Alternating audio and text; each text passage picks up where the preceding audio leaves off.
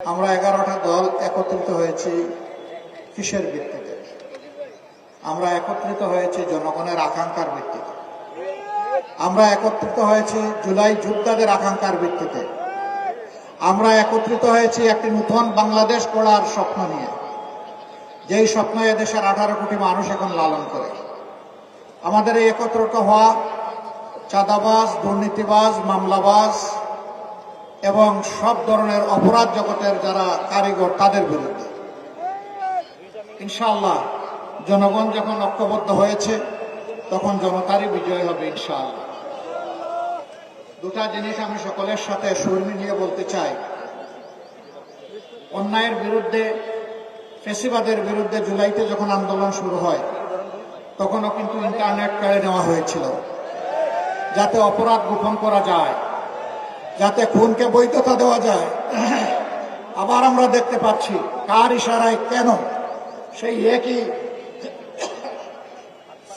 একই অন্ধকার গলিপথে আমাদের নির্বাচন কমিশন হাঁটার চেষ্টা করছে।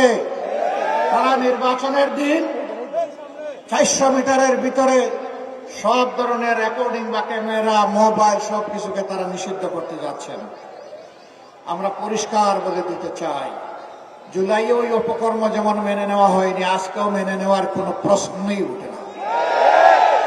নাহিদ ইসলাম বলেছেন, আজ সন্ধ্যার আগেই যদি এই প্রজ্ঞাপন প্রত্যাহার করে জনগণকে স্পষ্ট বার্তা দেওয়া না হয়, আগামীকাল নির্বাচন নয়, নির্বাচনী প্রক্রিয়া ভণ্ডুল করার জন্য যারা জটিলতা সৃষ্টি করছে তাদের বিরুদ্ধে আমাদের আন্দোলন শুরু হবে।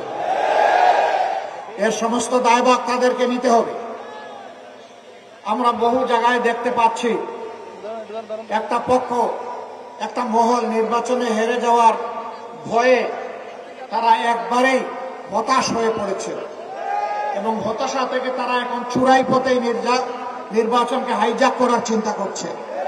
গুন্ডাদেরকে লেলিয়ে দেওয়া হচ্ছে, অস্ত্রের ভান্ডার গড়ে তোলা হয়েছে, ভোট কেন্দ্র অন্যায়ভাবে দখল করে মানুষের ভোট কেড়ে নেওয়ার পায়তারা করা হচ্ছে।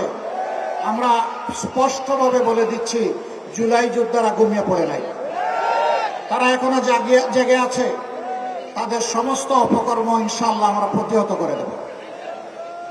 এই অপকর্মের মাধ্যমে কেউ জনগণের ভোট আবার ছিনতাই করবেন, এই দুঃসাহস কেউ দেখাবেন না, এই দুঃস্বপ্নে কেউ ভুগবেন না। সম্মানিত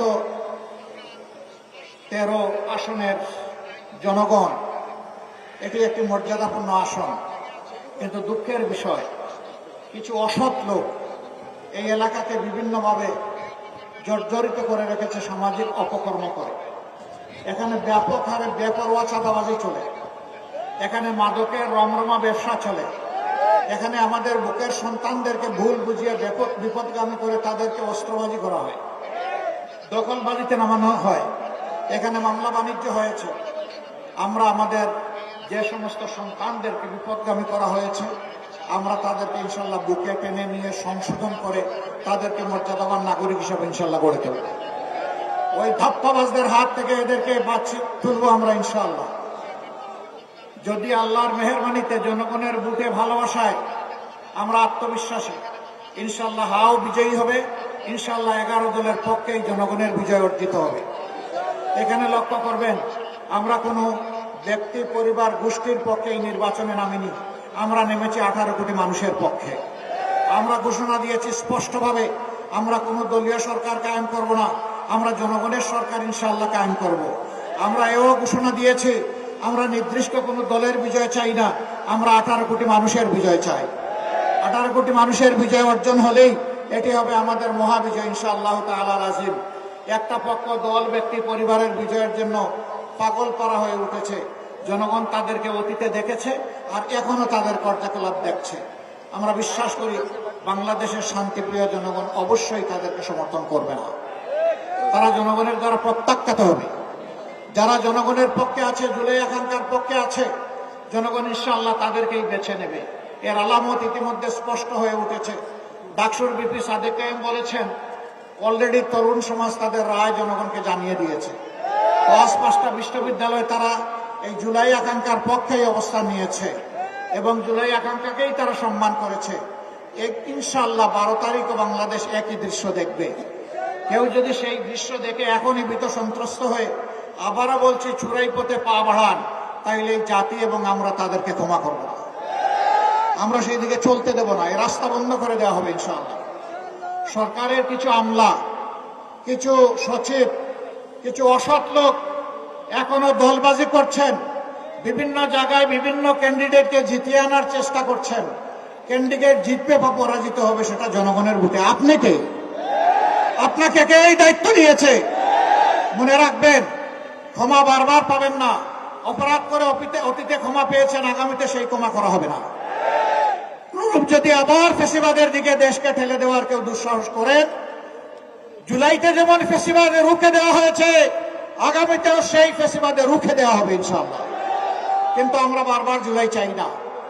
এই জুলাই আর হওয়ার প্রেক্ষাপট কেউ তৈরি করবেন, তা ইনশাআল্লাহ আমরা হতে দেব না।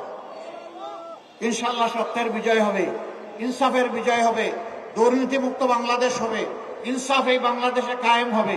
সকল শ্রেণী পেশা, লিঙ্গ, বর্ণের মানুষ, ধর্মের মানুষ সমতার ভিত্তিতে ইনশাআল্লাহ তাদের অধিকার ফিরে পাবে। এই রাষ্ট্রে ধর্ম, বর্ণ, লিঙ্গের ভিত্তিতে আর কোনো বিভাজন আমরা মানব না। এই ঐক্যবদ্ধ জাতি নিয়ে আমরা সামনে এগিয়ে যেতে চাই ইনশাআল্লাহ।